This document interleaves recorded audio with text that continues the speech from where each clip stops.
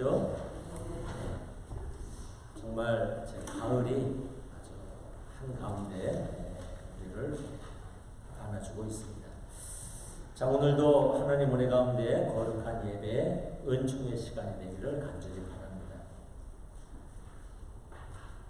여러분, 사람이 정말 완전하게 새롭게 변한다는 것 어떻게 생각하세요? 쉽지 않습니다. 매우 어렵습니다. 알코올 중독자 또는 도박에 빠진 사람, 게임 중독에 빠진 사람들이 그 길에서 벗어나기란 참으로 어렵습니다. 본인도 노력을 해야겠고 또 끊임없이 유혹을 끊어야 하겠고 또 주변에서도 협조를 해줘야 합니다. 사람들이 변한다 하는 것이 참 어렵구나 하는 모습들을 세상을 살면서 많이 보는데 그 증거는 멀리서 볼 필요도 없습니다. 바로 누구를 보면 사람이 참 변하기 어렵구나 하는 걸 볼 수 있어요. 근데 바로 나를 보면 참 사람이 변한다는 게 쉬운 일이 아니구나 하는 것을 우리는 가끔 느끼게 됩니다. 그러나 사람이 변한다는 게 전적으로 불가능한 것은 아닙니다. 사람은 변할 수 있습니다. 우리도 변할 수 있습니다. 나도 변할 수 있습니다. 여러분, 사람은 변할 수 있다는 것을 믿으시기 바랍니다. 사람은 변할 수 있습니다. 그 증거가 성경입니다. 아브라함, 모세, 예수님의 12제자, 오늘 복음성경에 나온 자케오 다 완전히 주님을 만나서 하나님을 만나서 변화됐습니다. 사람은 변할 수 있습니다. 오늘 복음서에 나오는 돈 많은 세관장 자케오가 바로 사람은 변할 수 있음을, 예수님 안에서 사람이 변할 수 있음을 우리에게 보여주고 있습니다. 말씀의 핵심은 예수께서 예루살렘으로 올라가시다가 갈릴레아 지방에서 예루살렘으로 올라가시려면 꼭 들려야 하는 도시가 있는데 예리고입니다. 제리고 또는 예리고라고 합니다. 예리고를 통해서 이제 예루살렘으로 올라가시는데 그 길에서 이제 자케오를 만나게 됩니다. 예리고를 통해서 예루살렘으로 올라가시는 그 목적은 끊임없이 복음사가들이 우리에게 얘기하는 것은 구원의 십자가를 지시기 위해서, 이 세상에 많은 잃은 사람들을 구원하시기 위해서, 죄인들을 불러 하나님 앞으로 인도하시기 위해서 예루살렘으로 올라가시는 길이다 하는 것을 모든 복음사가들은 우리에게 전해주고 있는데, 오늘도 예수께서 그 길을 가시고 있는 중입니다. 그러다가 이제 자케오를 만났습니다. 자, 자케오가 어떤 사람인지 우리는 대략 들어서 많이 알고 있죠. 자케오라는 이름은 참 좋은 이름입니다. 자케오는 히브리 말로 의로운 사람, 아주 굉장히 좋은 이름이에요. 의로운 사람이라는 그런 이름을 가지고 있습니다. 그러나 그런 여러 면에서 새롭게 변화되기가 쉬운 그런 환경을 가지고 있지 않습니다. 그는 세금을 걷는 사람이었습니다. 당시 세리들은 로마에 협력하는 사람들이라 해서 유대인들로 하여금 매국노라고 늘 지나가면 수근수근거리고 손가락질을 했고, 또 로마 당국의 세금 정책은 예리고시에 만불을 세금으로 책정해 놓으면 세금 걷는 사람들이 만불만 내면 됩니다. 15,000불을 걷어서 5,000불은 세리들이 갚든 말든 로마 당국은 신경 쓰지 않습니다. 그렇기 때문에 그 당시 기록을 보면 세리들은 굉장히 많은 세금을 걷어서 자기가 갖고 로마 당국에서 내라고 한 할당금만 로마 당국에 내면 됩니다. 그러니까 유대인들이 볼 때는 세리들은 또 천하의 나쁜 사람들이죠. 로마에 협력하는 사람들이고 또 턱없이 많은 돈을 걷어서 부정하게 자기들이 취하는 그러한 모습들을 많은 세리들이 보이기 때문에 세리들은 이래저래 유대인들로부터 욕을 먹고 나쁜 사람으로 이렇게 낙인 찍힌 그런 사람들입니다. 자, 그런 자케오가 이제 오늘 복음서에 나오죠. 자, 자케오를 보겠습니다. 그는 먼저 돈 많은 사람이라고 성경에 나와 있습니다. 돈이 조금 많은 사람이 아닐 겁니다. 돈이 굉장히 많으니까 성경에도 돈 많은 사람 자케오라고 나와 있습니다. 큰 부자였습니다. 돈 쓰는 재미로 살아도 세상을 살 수 있는 그런 부자였습니다. 돈 되는 일에만 마음을 두어도 시간이 모자라는 그런 사람이었습니다. 큰 부자. 어때요, 여러분? 관심이 좀 가지 않습니까? 한 100여 년 전에 아주 우리나라에 아주 한 가난한 집에 외동딸이 있었는데 청혼이 들어왔다고 합니다. 근데 이 한 신랑감은 한 동네 백리박 정도로 소문이 날 정도로 얼굴이 잘생긴 신랑감이었는데 그 집이 지질이 가난했다고 합니다.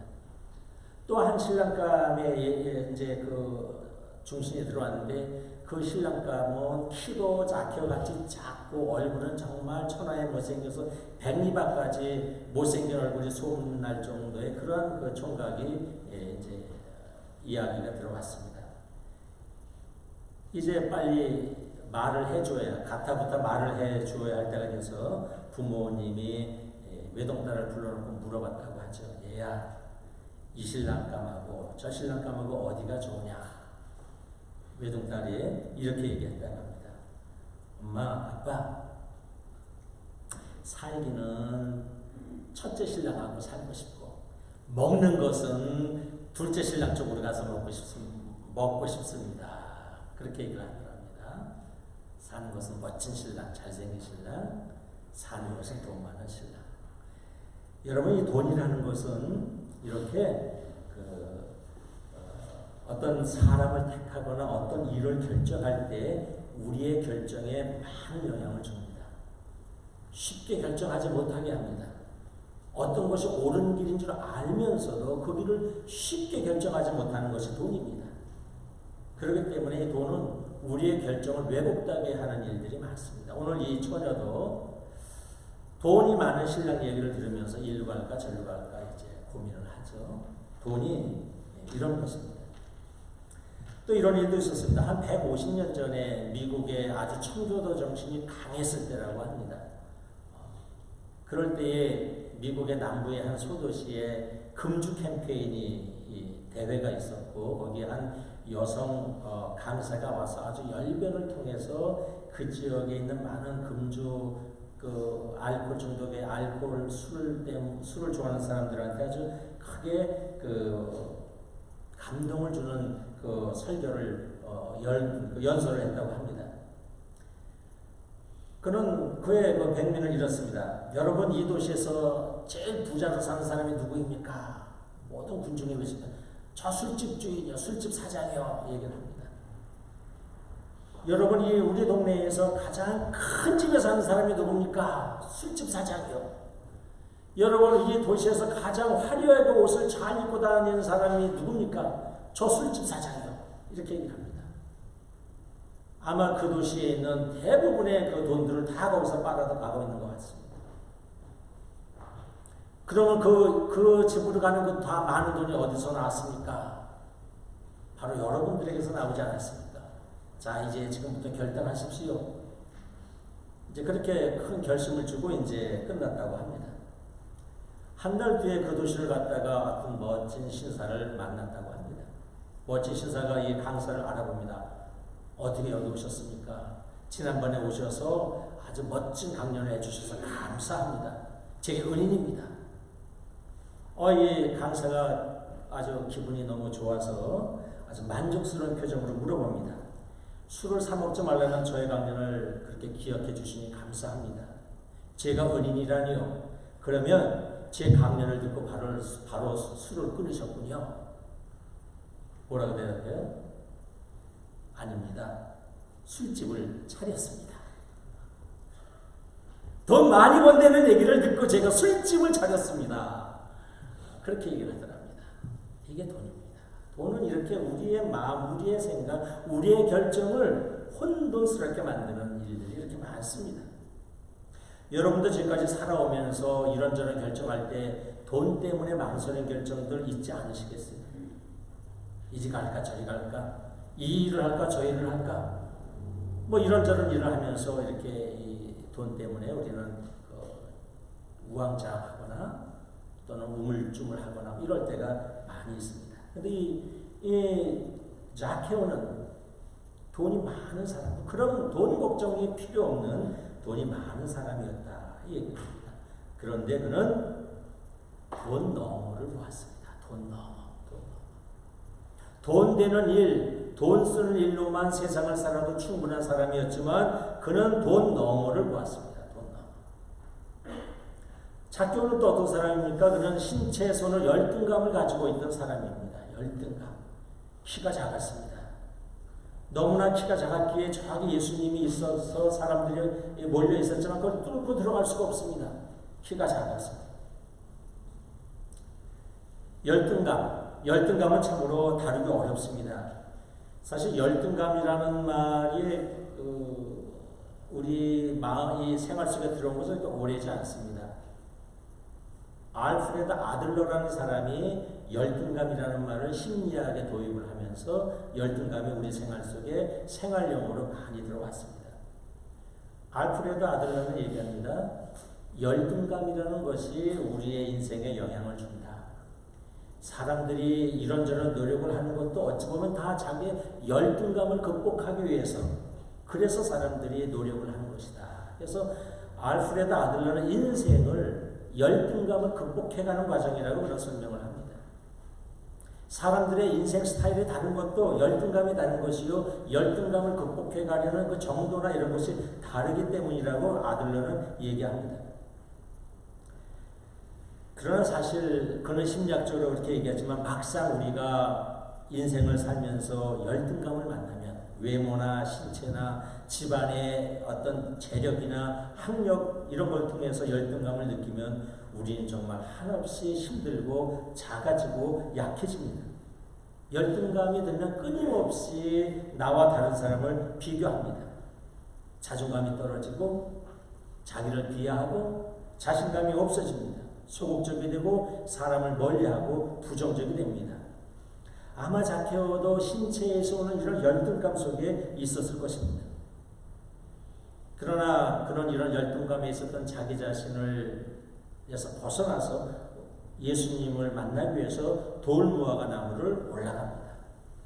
그런 열등감의 껍질 속에 안주하지 않고 어떻게 해서든지 열등감에서 자기를 벗어나게 하기 위해서 그 열등감 속에서 일어나 돌무화과 나무로 올라갔다 하는 것입니다.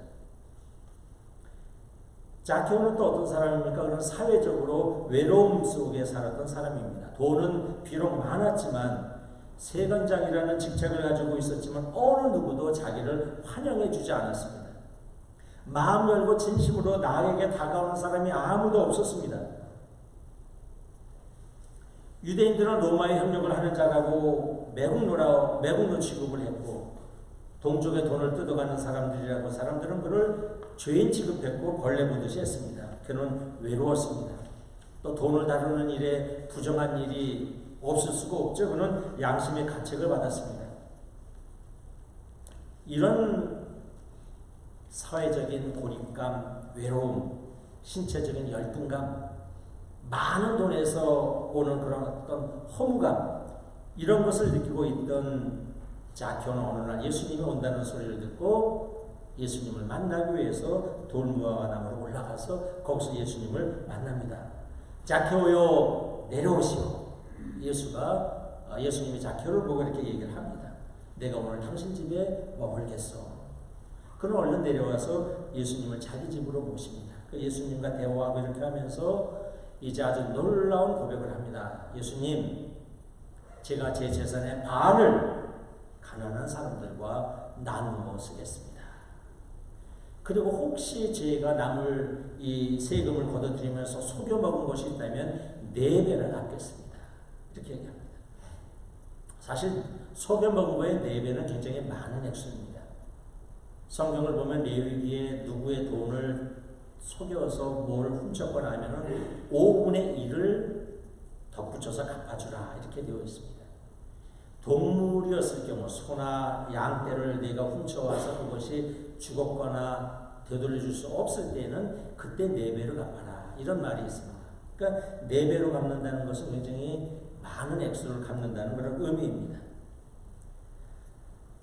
자케오의 이 말은 돈을 넘어서 그 사람의 내면이 변화됐음을 보여주는 것이고 새로운 삶이 됐음을 스스로 고백하고 선언하는 것입니다. 예수님, 이제 저는 돈을 보고 살지 않겠습니다. 자신의 욕심을 따라 살지 않겠습니다. 이제 나는 열등감 속에 살지 않겠습니다. 이제 나는 새로운 삶을 살겠습니다 하는 것이 바로 자케오의 이 고백입니다. 그는 그의 가치관과 그의 속사람이 바뀐 것을 우리는 그의 고백을 통해서 알 수 있습니다. 여러분, 이것이 예수님을 만나서 새롭게 변화된 자케오의 모습입니다. 여러분, 쉬운 일은 아니지만 인생은 바뀔 수 있습니다. 사람은 바뀔 수 있습니다. 자케오가 그 증인입니다.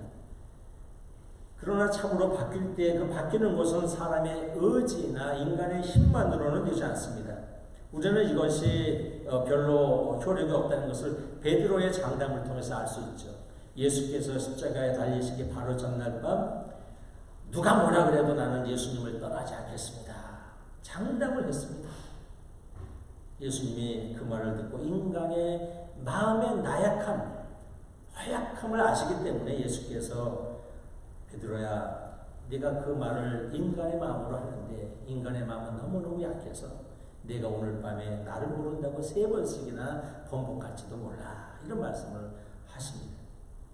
사람이 변화되는 데 있어서 우리의 각오와 결단과 의지가 필요하지만 그것만으로는 되지 않는다 하는 말씀이죠. 오늘 자케오가 바로 그러한 모습을 우리에게 보여줍니다. 하나님의 도우심이 있어야 우리는 바뀔 수 있습니다. 아멘 하시기 바랍니다. 성령의 도우심, 하나님의 이끄심, 말씀의 인도하심이 있을 때 우리는 완전히 바뀔 수 있습니다. 오늘 1독서 이사야서에서 이렇게 말씀합니다. 이사야 예언자가 이스라엘 백성들에게 외칩니다. 이스라엘 백성들이여, 종교적인 허위, 거만, 거짓, 우상숭배, 이기심, 탐욕에서 벗어나시오. 하나님은 이러한 상태에서 예배드리는 것을 하나도 원치 않습니다.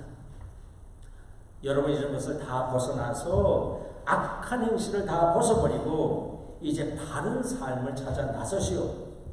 이렇게 선포합니다. 그러면 하느님이 함께 하시면, 지금 악함 속에 우리가 살고 있었죠. 하느님이 함께 하시면 진홍같이 붉은 죄를 우리가 줬어도 눈과 같이 희게 될 것입니다. 우리가 다움 같은 그런 그 흠결이 있는 사람일지라도 양털처럼 희게 될 것입니다. 이렇게 얘기해요. 이것은 하느님이 우리 안에 함께 하실 때 일어난 놀라운 우리의 근본적인 변화, 궁극적인 변화를 의미합니다. 오늘 자케오는 그러한 모습을 우리에게 보여주었습니다. 그래서 자케오는 예수님을 만나서 새로운 사람의 모습을 그런 고백을 하죠.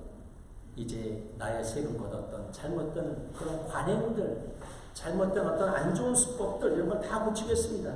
이제 새로운 인생을 살겠습니다. 정직한 삶을 살겠습니다. 그런 선언을 합니다. 예수께서 그것을 보시고 오늘 이 집은 구원을 얻었다. 이렇게 얘기합니다.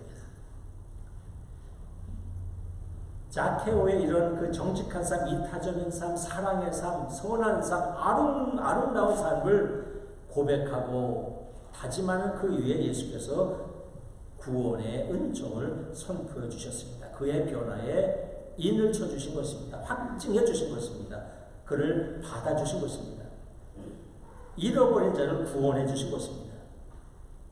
말씀을 마칩니다. 주님을 만나 새로운 인생을 살게 된 자케의 모습에서 우리는 사람은 변화될 수 있음을 봅니다. 이것이 예수께서 이 세상에 오신 목적입니다. 여러분, 예수께서 이 세상에 오신 목적은 사람은 바뀔 수 있다, 변화될 수 있다는 것을 보여주시고 그 길로 인도하시기 위해서 오셨습니다. 잃은 자들을 구원하시기 위해서 오셨습니다. 누구든지 하나님 안에서는 구원받는 사람이 될 수 있다, 복된 인생을 살 수 있다는 것이 그리스도의 메시지입니다. 비록 쉽지는 않으나 주님 안에서, 말씀 안에서, 성령 안에서 누구나 변할 수 있다는 것이 오늘의 말씀입니다. 자케오처럼 일상의 삶 가운데 날마다 주님 안에서 복된 만남을 만나십시오. 말씀을 만나십시오. 성령을 만나십시오. 진리를 만나십시오.